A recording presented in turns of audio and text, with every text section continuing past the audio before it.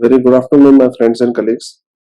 I am going to speak on this topic today on ventilator-induced lung injury with the role of driving pressure and mechanical power in pediatric ventilation. I am going to briefly introduce the research concepts of ventilator-induced or ventilator-associated lung injury, and then the concept of stress and strain, role of driving pressure, and role of mechanical power. As we know, ventilator or ventilation-induced or associated lung injury results from interaction between what the ventilator delivers to the lung parenchyma and how the lung parenchyma accepts it. So, in 1973, the barotrauma was first introduced, and then Dreyfus came up with the finding that volutrauma was actually more dangerous than barotrauma in 1988, and then atelectrauma and biotrauma were discovered between 1997 to 2000, and ergotrauma was something which was discussed in 2015, 16, 17 with the concept of stress and strain. And this was the timeline of our understanding of ventilator-induced lung injury. Over the decades, our understanding has evolved. On one side, we had ventilatory parameters like pressure, volume, rate, and I time. On the other sides, we have lung parenchyma parameters like compliance, resistance, percentage of available lung or recruitable lung, which dictate the response of the lungs response to the ventilator load. Ventilator generated causes of ventilator induced lung injury are pressure, volume, flow, and respiratory rate, while the lung conditions favoring ventilator induced lung injury are amount of edema, which will decrease the lung dimensions, producing baby lung, increasing the lung inhomogeneity, increasing the stress riser, cyclic collapse, and decollapse of the alveoli. We are going to neglect for clarity the important aspects which also contribute to ventilator-induced lung injury, but we are not going to discuss them in this talk. They are extrapulmonary factors like perfusion to the lungs, multisystemic organ injury, coagulopathy, hemodynamics, abnormal blood gases, and temperature. So, lung protective ventilation means a situation where we ventilate at low tidal volumes, high PEEP, and maintain our blood pressures below 28 centimeters of water. That is called lung protective ventilation. In 1988, Dreyfus suggested that volutrauma was actually more harmful than barotrauma. And after that, in year 2000, ArtsNet study recommended ventilating at low tidal volume and high PEEP strategy.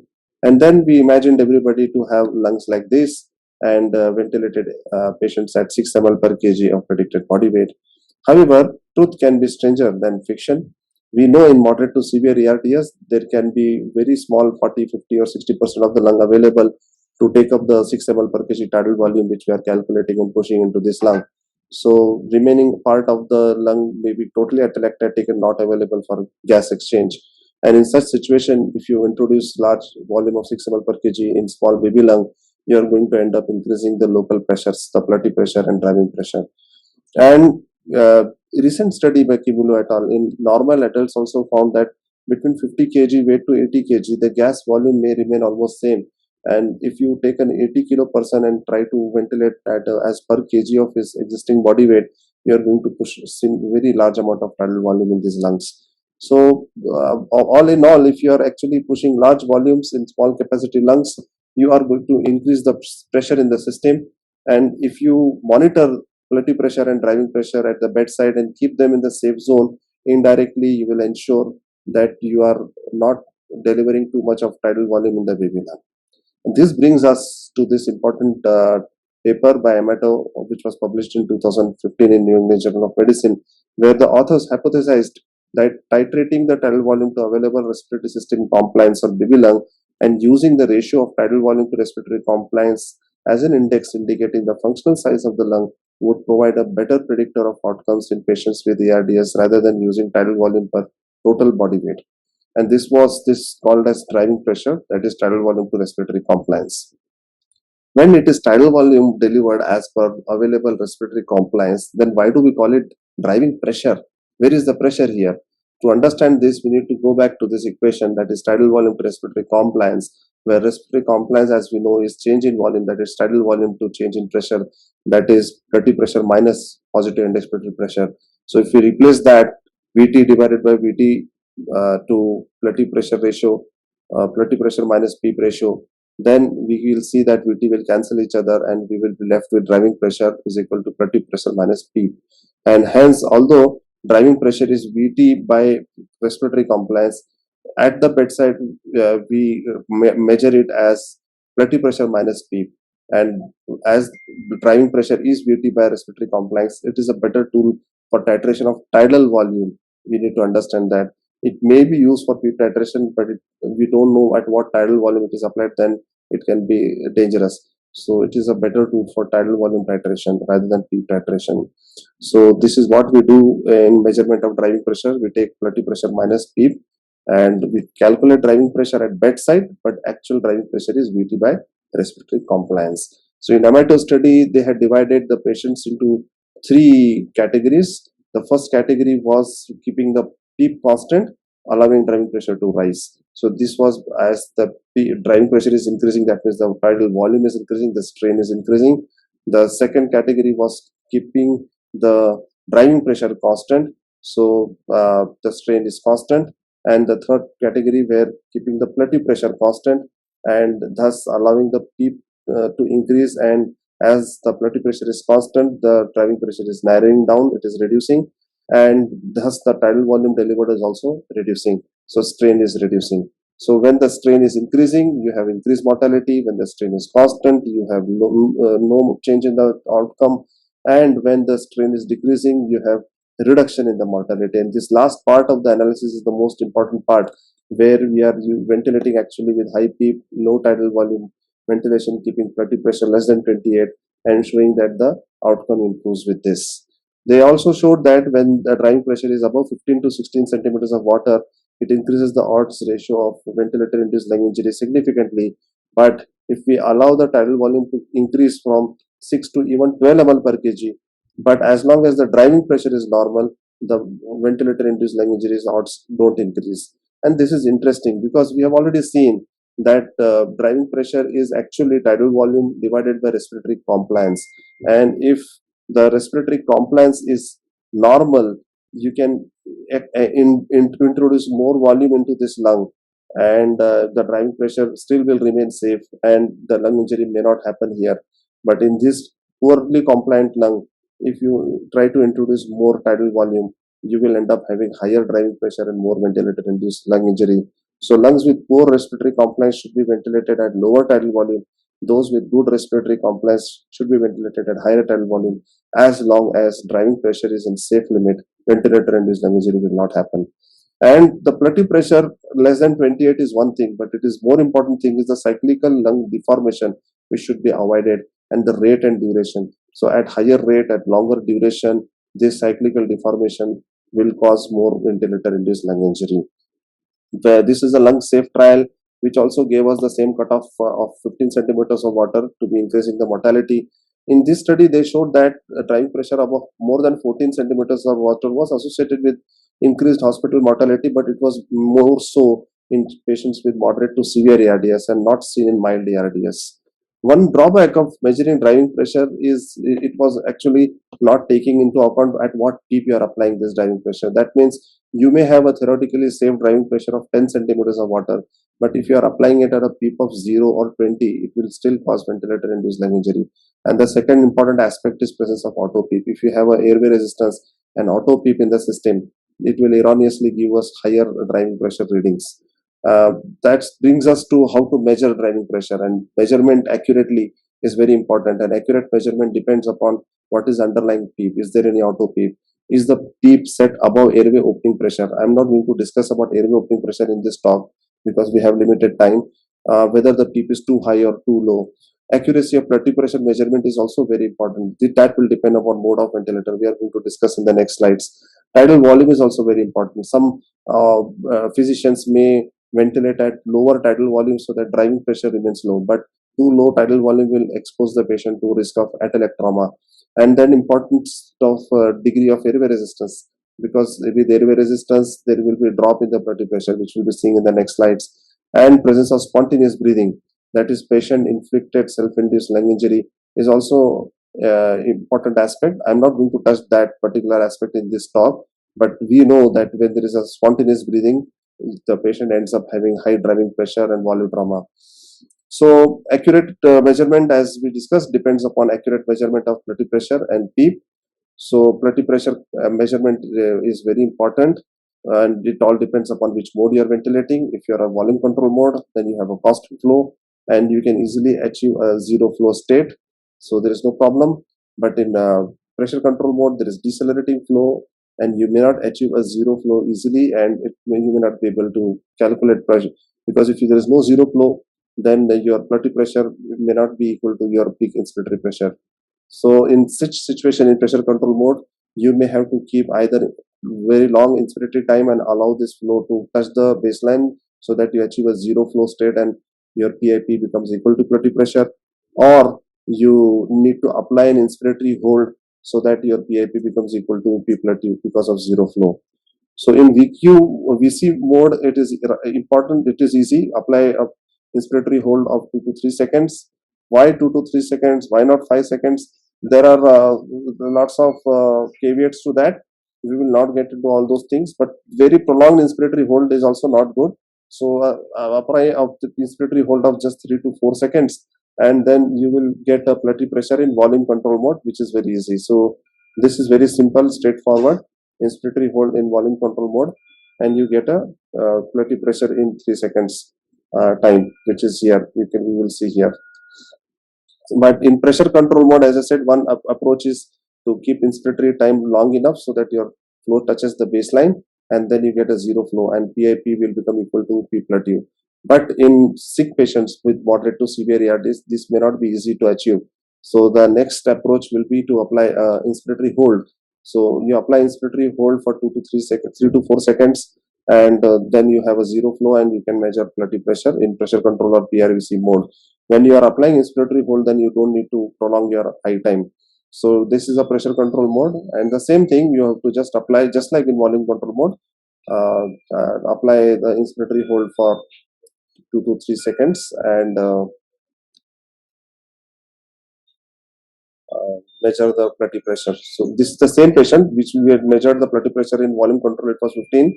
So now we will apply 3 seconds of inspiratory hold, and we can see within 3 seconds we get a blood pressure here, which is 15. So in both volume control and pressure control mode, blood pressure is same 15. And this was a study by Bhavesh and Nadir Yahya in 2022. They actually found a correlation. They found that if you have a decelerating flow in pressure control or volume control mode, and you achieve a zero flow by inspiratory hold, then your PIP correlates with blood pressure. Coming to PEEP titration, we know we have lower and upper inflection point on pressure volume loop, and we have a zone of de-recruitment and zone of over-inflation. So normally what we do is we set up PEEP, we go on increasing the PEEP gradually in aliquots of 2 to 4, and we stop at a PEEP which gives us the best compliance, best oxygenation, hemodynamic stability, and least blood pressure, and some say even least driving pressure. So that all is done here in the inspiratory part. This is the inspiratory limb of the pressure volume loop, and this PEEP is titrated over here. This is a traditional PEEP titration using PV loop. However, there is another method where you do a recruitment maneuver and then do an incremental PEEP titration on recruitment maneuver by incremental PEEP, and then do a PEEP titration on the deflation limb. This is based on this idea that PEEP, as the name itself suggests, is an expiratory pressure. It is called positive end expiratory pressure.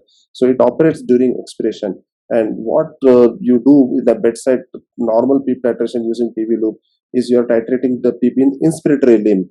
So to titrate in the expiratory limb, they suggest you actually go on increasing the PEEP and achieve a PIP of like 30 centimeters of water, stay there for 30 seconds. So you achieve a recruitment. And then when you're coming down on PEEP, when you're on the deflation limb, you start titrating the PEEP. That means you stop at a PEEP which gives you best compliance, best hemodynamic stability, least blood pressure, and that will be a titrated PEEP on the deflation limb. So to understand this, we can see this illustration where at zero PEEP you have a totally collapsed lung, and then at lower inflection point the lung is looking something like this, and at a PEEP of 10 centimeters of water, suppose you titrated a PEEP of 10 centimeters of water on the inspiratory limb of the PV loop, and the lung is reasonably recruited here, but not reasonably recruited, you can say yes.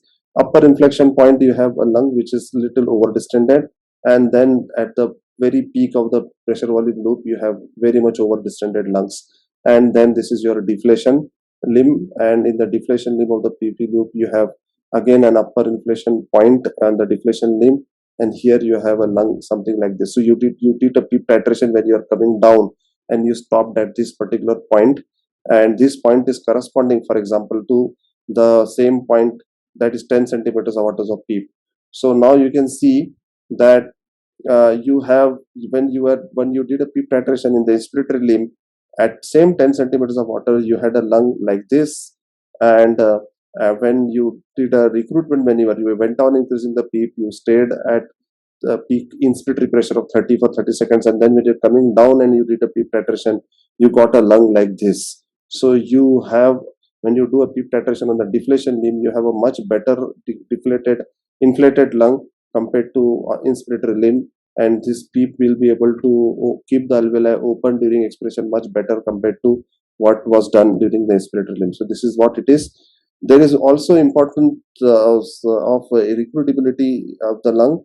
The lungs in ARDS will have three zones: the baby lung, which is taking the tidal volume; the totally atelectatic lung, which is not taking part in any gas exchange; and there is an intermediate zone which is recruitable when you apply certain PEEP or recruitment maneuver. And when this zone is good enough, then you have less chance of lung injury, because it will absorb the energy which is imparted on the lung. And when you have a very narrow or very small area of recruitable lung, then you have more chance of getting more lung injury. And that's why you always need to have a more recruitable lung. It is generally said that indirect lungs are more, indirect ARDS have more recruitable lung, and direct ARDS have less recruitable lung. It may not be always true, but most of the times it is true. And in most, if it is recruitable lung, then when you apply higher PEEPs, you will see better alveolar recruitment, and instead of blood pressures rising, they will fall.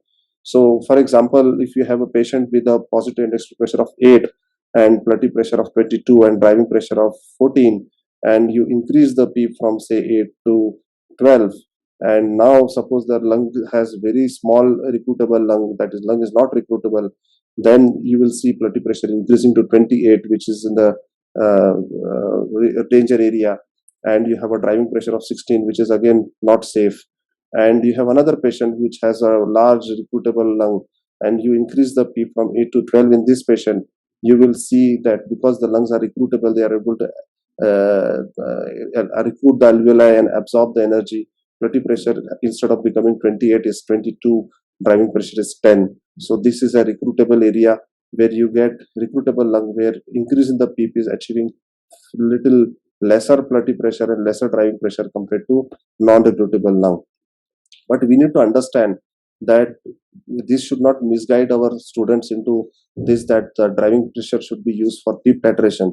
Yes, when you have a recruitable lung and you increase the PEEP, you will see driving pressure reducing, and if the driving pressure reduces, that means your lung is recruitable, that is fine. But you have to understand that driving pressure is basically tidal volume divided by respiratory compliance, and it is a tool for titrating tidal volume as per available respiratory compliance. And if you are using it for PEEP titration, you should remember what tidal volume you are applying that particular driving pressure. Driving pressure is more suited for titration of tidal volume, and for lungs with good respiratory compliance, you can give more volume and still have less and safe driving pressure. And those lungs where the respiratory compliance is poor, you will have to give less tidal volume to keep the driving pressure safer.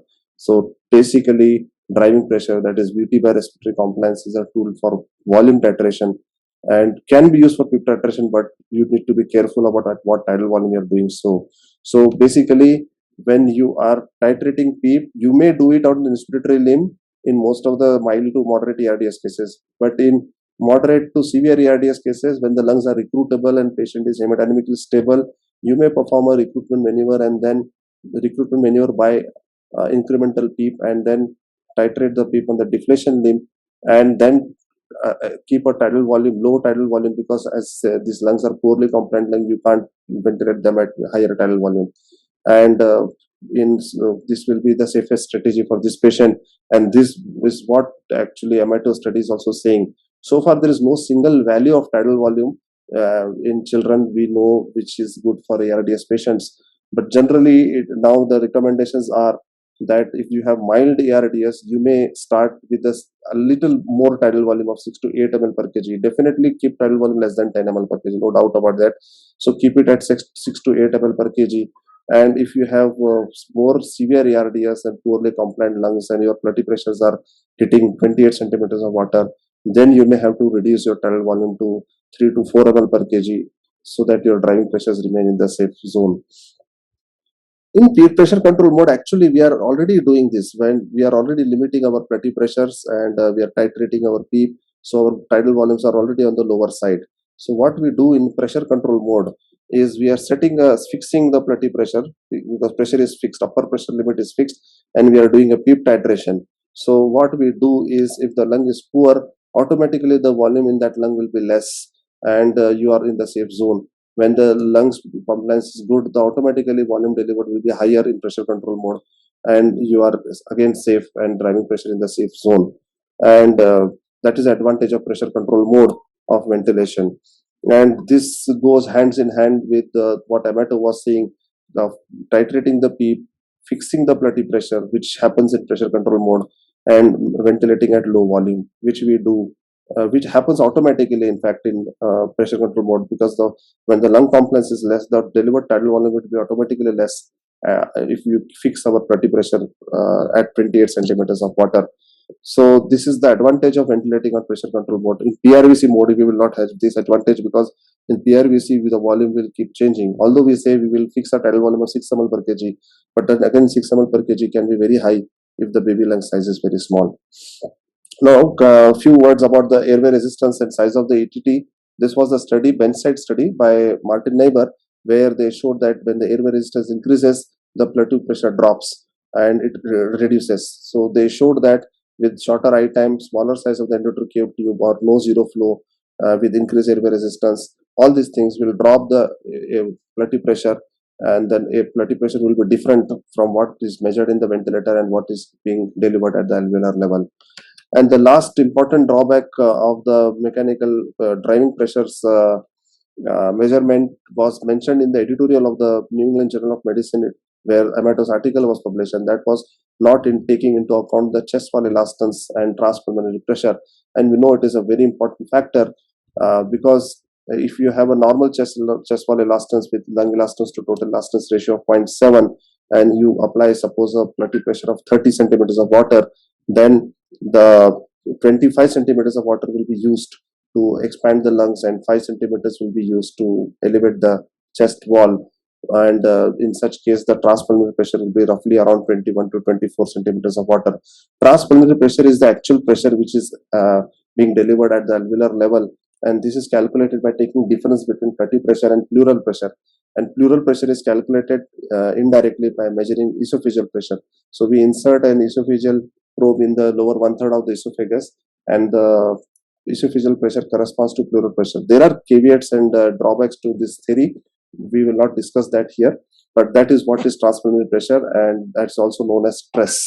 If you have a patient with poor lung compliance, so like chest wall edema, ascites, massive pleural effusion, intra-abdominal hypertension, and you are applying same blood pressure of 30 centimeters of water, then the situation will change now, because most of the pressure will be used up in elevating the edematous chest wall or overcoming the intra-abdominal hypertension, and very few amount of that pressure, hardly 15 centimeter in this case, is being used up to open the lungs. So in practically a blood pressure of 30 will correspond to transpulmonary pressure of 6. That means only 6 to 8 centimeters of water is actually reaching the alveoli. In fact, this 2008 study by Cumulus showed that 30 centimeters of blood pressure corresponds to transpulmonary pressure of as low as 10 to as high as 28 centimeters of water. So this brings us to the concept of stress and strain. And stress, as we already saw, is transpulmonary pressure, and strain is the change in volume which happens as a result of stress, that is change in volume divided by initial volume. Strain is calculated by tidal volume to FRC, because it is change in volume divided by initial volume, which is the FRC. Stress and strain are related like this. They are directly related to each other, multiplied by the K, which is lung elastance, lung specific elastance, which is the amount of pressure required to double the volume of the baby lung. So suppose you have taken a very safe tidal volume of 6 ml per kg, and so-called safe tidal volume of 6 ml per kg applied on a certain FRC in patient A, and in another patient, for example, you have performed suppose recruitment maneuver or proning or good PEEP titration, and by all these things you have increased the FRC. So what we are increasing by is by increasing the denominator of this equation, and mathematically we can see when we FRC increases, the strain will reduce and thus stress will also reduce. So with the better FRC, same tidal volume of 6 ml per kg will result in lesser strain.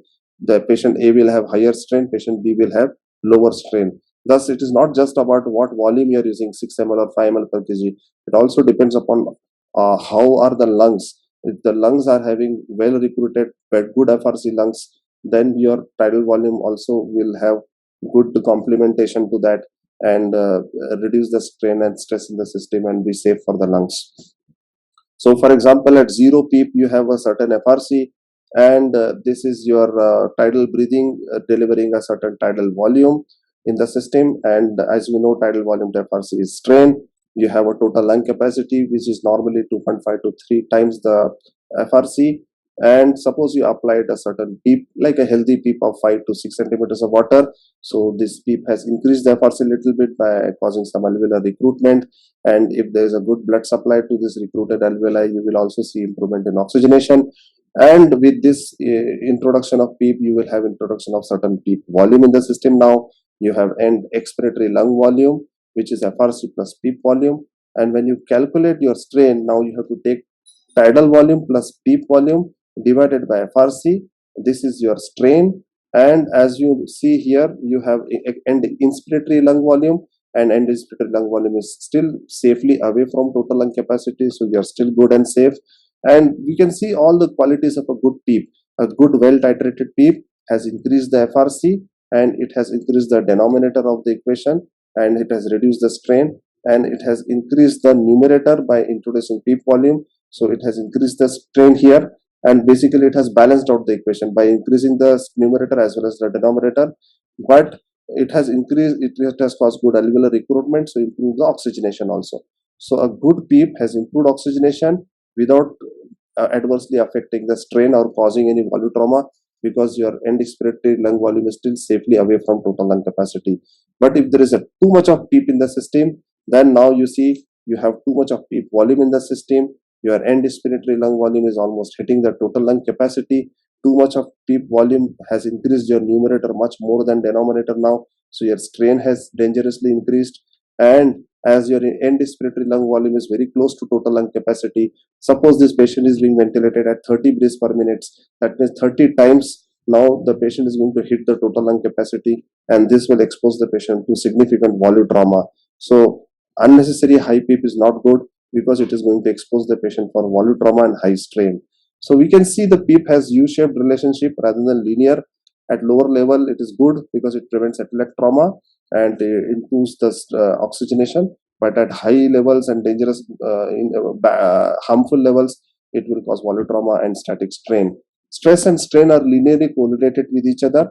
A stress of around strain of around 2 to 2.2 corresponds to stress of around 24 to 26 centimeters of water.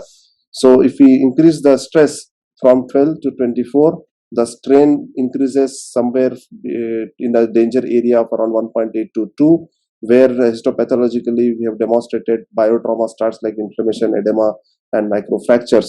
And this particular stress of 24 corresponds to pleural pressure of around 28 to 30 centimeters of water in a person with normal chest wall elastance. So no chest wall edema, no ascites, no obesity. In such cases, your stress of 24 generally corresponds to a pleural pressure of 28. That's why most of the ventilatory strategies suggest keeping pleural pressure less than 28. So if a person has normal chest wall elastance and you keep pleural pressure less than 28, you will automatically ensure stress below 24 and strain below 1.8. So at higher strain, you will have higher blood pressure, higher stress, higher driving pressure, and at bedside, most of the times calculation of strain is not easy. Although it is possible, it is not easy. So you can indirectly keep driving pressure and blood pressure in safe zone, and when you keep them in the safe zone, automatically you keep stress and strain in the safe zone as long as chest wall elasticity is normal. But if a patient has obesity, chest wall edema, abdominal hypertension, then it is ideal to have a esophageal pressure monitoring, transpulmonary pressure measurement, and then titrate the things accordingly. In fact, there are studies we have measured inspiratory and expiratory transpulmonary pressures and calculated transpulmonary driving pressure and kept it below 10 and showed its benefits.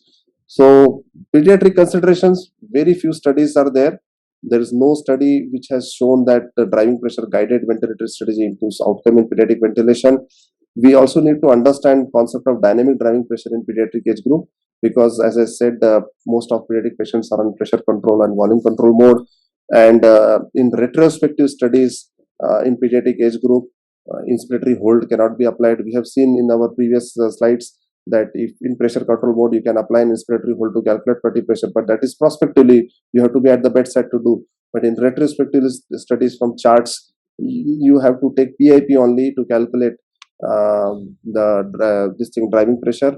So when you take PIP minus PWP, that is called dynamic driving pressure, because you are not taking blood pressure, you are taking PIP. That means you are taking component of airway resistance. So this is basically you are doing, you're taking PIP, you're taking part of airway resistance. That's why you're calling it as dynamic driving pressure.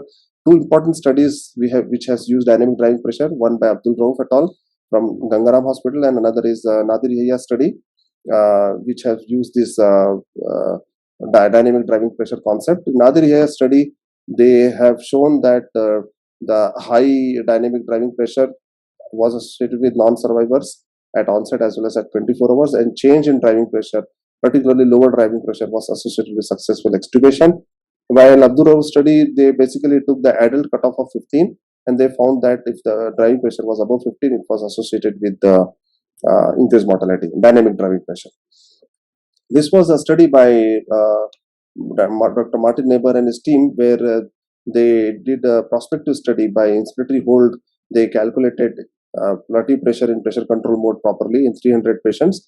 And just like an Amato study, or the way Amato had decided divided three categories, they also had these three categories, and they found that higher driving pressure was associated with fewer 28 days ventilator free days. They took ventilator 28 days ventilator free days as their outcome, because mortality is difficult in children as an outcome measure. And the remaining two match groups did not show any relationship. They found that if the driving pressure above 15 was more significantly associated with fall in 28 days ventilator free days. Interestingly, they also found that if you take VT divided by respiratory compliance as a formula to calculate mechanical driving pressure, and find its association with plateau pressure minus PEEP or PIP minus PEEP, they found that VT divided by respiratory compliance, the classical way of calculating driving pressure, correlates better with plateau pressure minus PEEP and does not correlate with PIP minus PEEP. In fact, the PIP minus PEEP actually overestimates the driving pressure they showed. So in PC mode or PRVC mode, the bottom line is, if you are doing prospective studies or prospectively you are calculating driving pressure, don't take PIP. Do an inspiratory hold and calculate blood pressure and calculate your driving pressure. In retrospective study, of course, you don't have any option. Now we come to the last part of my talk, that is the concept of mechanical power. Till now we have studied all pressure parameters: driving pressure, positive and expected pressure, blood pressure.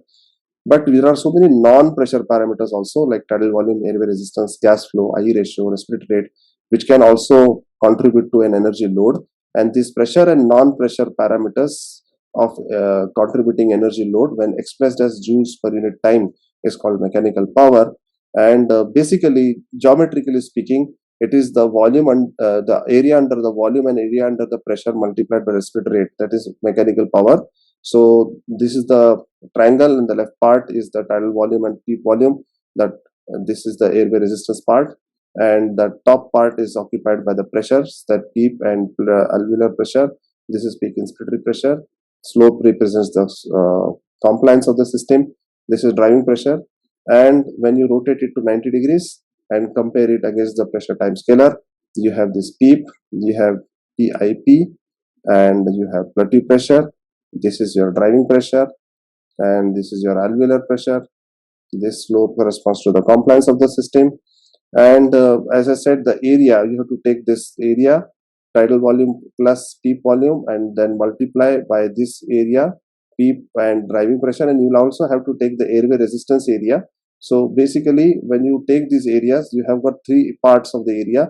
This is the elastic component, this is the resistive component, and this is the positive end expiratory pressure component. And when you take all these areas and multiply them by respiratory rate, you get mechanical power in joules per minute. And this was beautifully explained by Gattinoni and his team in 2016 paper. And the beauty is obviously you can just see the contribution of individual components of the equation. Just having a look at the equation, you can see that. So you know that tidal volume, driving pressure, and flow contribute maximum to the mechanical power, followed by respiratory rate. PEEP also increases mechanical power, but not to that extent as compared to what tidal volume, flow, and driving pressure are doing. And this also explains how high PEEP, low tidal volume strategy works, because when you have a low tidal volume, you are significantly reducing the mechanical power. And when you reduce tidal volume, you have atelectrauma, so you increase the PEEP to prevent atelectrauma. But by increasing the PEEP, you are not increasing mechanical power that much, and this is giving you a win-win situation and improving the system. So mechanical power equation actually explains how that works. So you have an energy to distend the lungs, to move the gas, and to keep the alveoli open, and this is all multiplied by respiratory rate. And each component is important, and their impact is multiplied by rate and longer duration. Gillen actually gave us the cutoff. The driving pressure cutoff was 15 centimeters of water, and for mechanical power they gave a threshold cutoff of 12 joules per minute, below which it was safer and mortality was less. Sarpaneto also found similar cutoff of 13 joules per minute for mechanical power. There are different ways of computation of mechanical power. Obviously, there are going to be different in pressure control and volume control mode, because pressure control has decelerating flow, volume control has constant flow. Geometric method we already saw. You have to take the areas under volume and pressure and multiply by rate. Then you can use certain equations, comprehensive equations, which are a little lengthy, and they require inspiratory hold, so you need to be there at the bedside. So you cannot do retrospective studies. You have to be there at the bedside. Surrogate equations are simpler. You don't have to stay at the bedside. No need to inspiratory holds. So that means you can collect the retrospective data from the ventilator chart also and calculate mechanical powers. So geometric method we also already saw. In volume control mode, the comprehensive equation was suggested by Sir Luciano Gattinoni, which requires inspiratory hold, and this was the equation which we discussed. Giosa suggested this equation, which was a surrogate equation which does not require inspiratory hold at bedside for volume control mode. Then Mesdin et al. Suggested this equation for pressure control mode as a comprehensive equation, so it requires inspiratory hold at the bedside. Becker suggested this surrogate equation for pressure control mode, does not require inspiratory hold at the bedside. And Cumulu in 2020 did this correlation study between all these equations, a very important study. They found that Gattinoni's equation correlates very good with Giosa, and Becker's equation is correlating quite well with the Mesdin equation. And this is a very important finding, because this means that we can use surrogate equations without having to stand at the bedside for inspiratory holds. And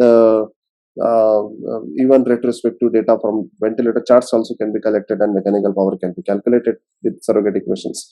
So lungs can be protected by decreasing the inspiratory and, if possible, expiratory mechanical power, optimizing driving pressure, ensuring good respiratory rates and duration, and trying to increase the lung homogeneity. The best available maneuver to improve the lung homogeneity is prone positioning.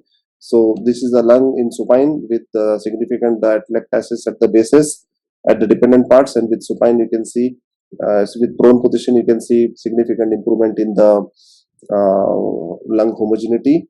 And this is at 5 centimeters of water, significantly atelectatic lungs, and this is at 15 centimeters of water, not much improvement in recruitment maneuver. So this was one thing which Gattinoni had suggested, that proning may be even a better strategy for lung recruitment than applying high positive index fluid pressures for lung recruitment. So when you apply mechanical power, everything depends upon whether the lungs are recruitable or not.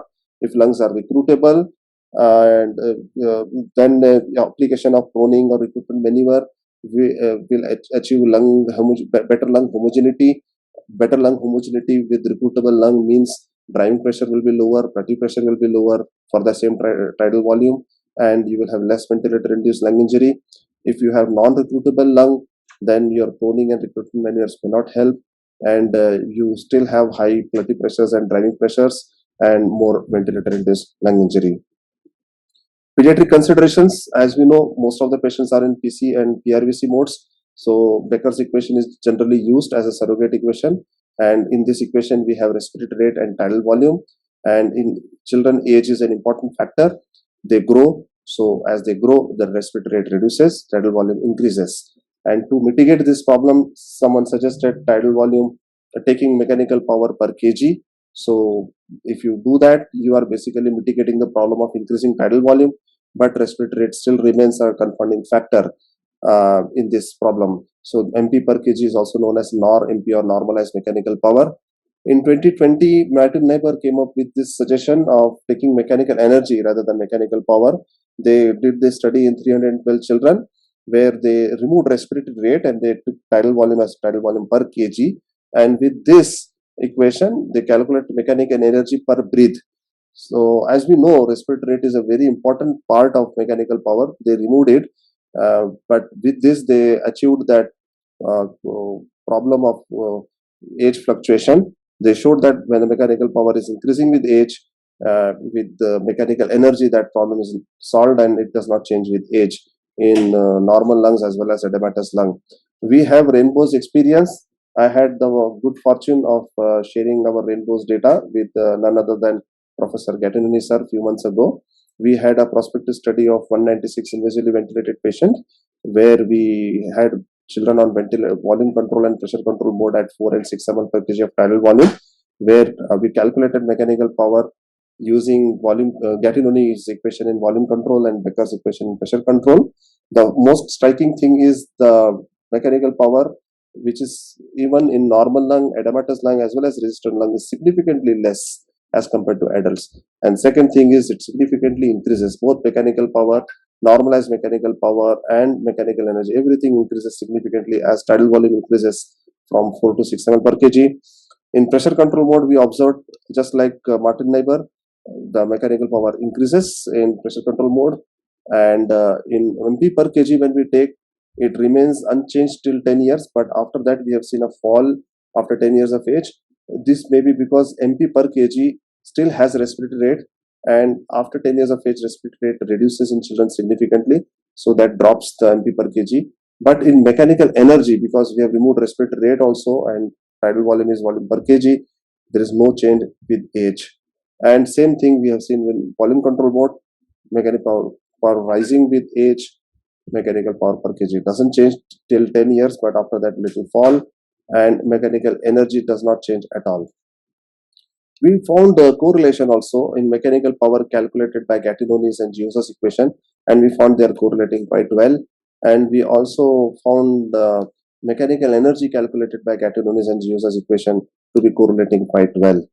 So to summarize, there is now new term coined by Pelosi in 2021 that is called personalized ventilation. So you find out whether your ARDS is focal or non-focal, whether the lungs are less recruitable or more recruitable, and you don't use tidal volume as per kg, but use the driving pressure, that is tidal volume as per available respiratory compliance, and then titrate PEEP properly, keeping in mind the driving pressure and mechanical powers, and use recruitment maneuver and proning carefully selected patients to achieve lung homogeneity, because that will reduce the impact of mechanical power and driving pressure. Driving pressure and mechanical power are indeed surrogates of ventilator-induced lung injury. There is growing trends towards driving pressure and mechanical power targeted mechanical ventilation, and easier methodologies to calculate mechanical power are evolving, and their pediatric applications are under study. So we still do not know whether mechanical power targeted ventilation will actually improve outcomes in adults as well as pediatric age group. This is very important to remember. We have known what is mechanical power in adults, we have known what are the cutoff values, but still we don't know whether targeting mechanical power and ventilating will improve the outcomes in adults as well as pediatric age group.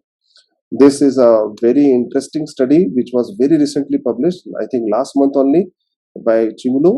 Uh, this is a mind ray ventilator actually, which is calculating mechanical power, taking area under pressure and volume and multiplied by respiratory rate and continuously displaying on the ventilator screen.